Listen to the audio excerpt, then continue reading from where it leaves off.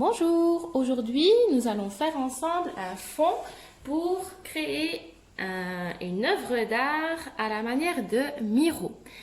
La première étape, c'est de réaliser le fond pour le dessin.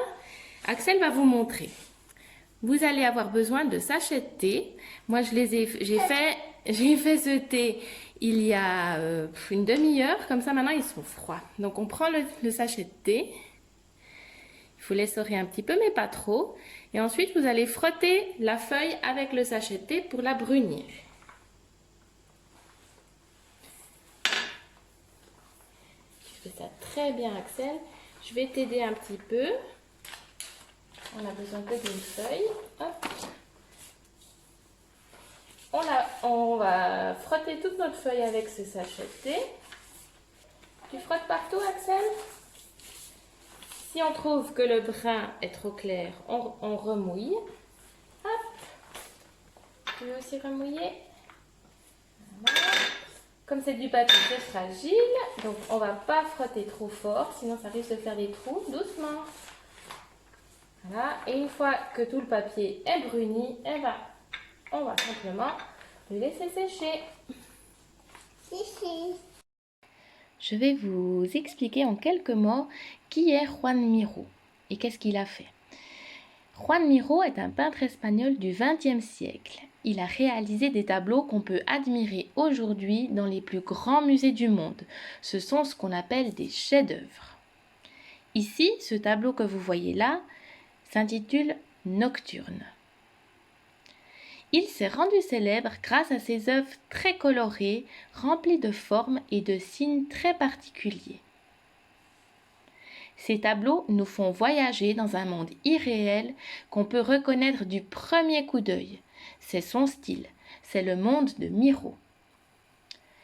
Ici, ce tableau-là s'intitule Chant du rossignol à minuit et la pluie matinale.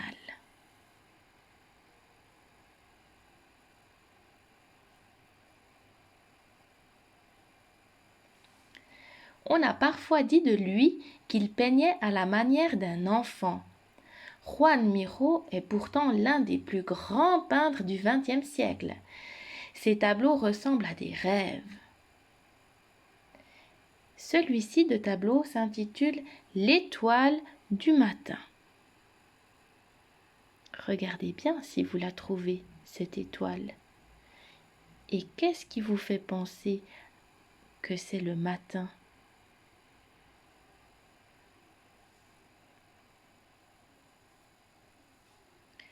Dans les tableaux de Miró, on voit danser des lunes, des yeux, des étoiles, des animaux et des personnages aux formes étranges. Parfois, quelques traits et quelques taches de couleurs vives suffisent à évoquer la présence d'un monstre à grandes dents. Ce tableau-là s'intitule La poétesse.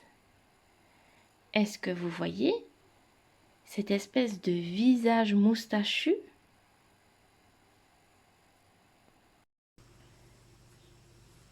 Pour réaliser le dessin à la manière de Miró, vous aurez besoin de votre fond.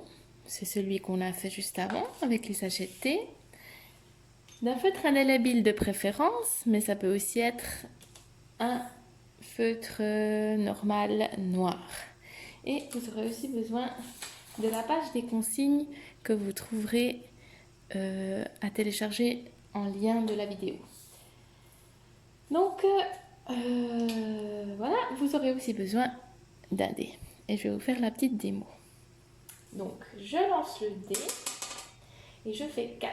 Ça veut dire qu'à mon premier lancer, ici, donc je regarde dans cette colonne, je vais devoir dessiner une grande forme. La quatrième, 4, c'est ce style de forme.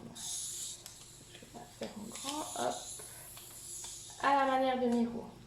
Je fais mon deuxième lancer, ce sera 6, c'est donc l'étoile.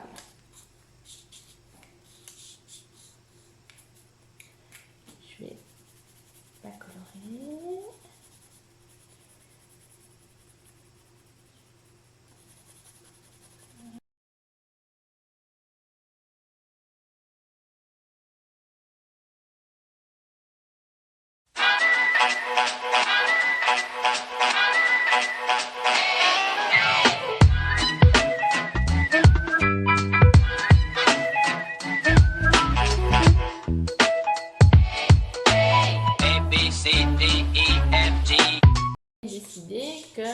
qu'il y a assez d'éléments sur votre dessin.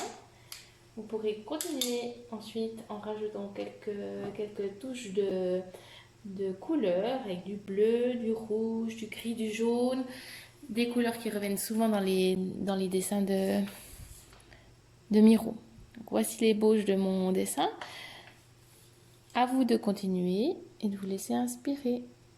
Bon travail!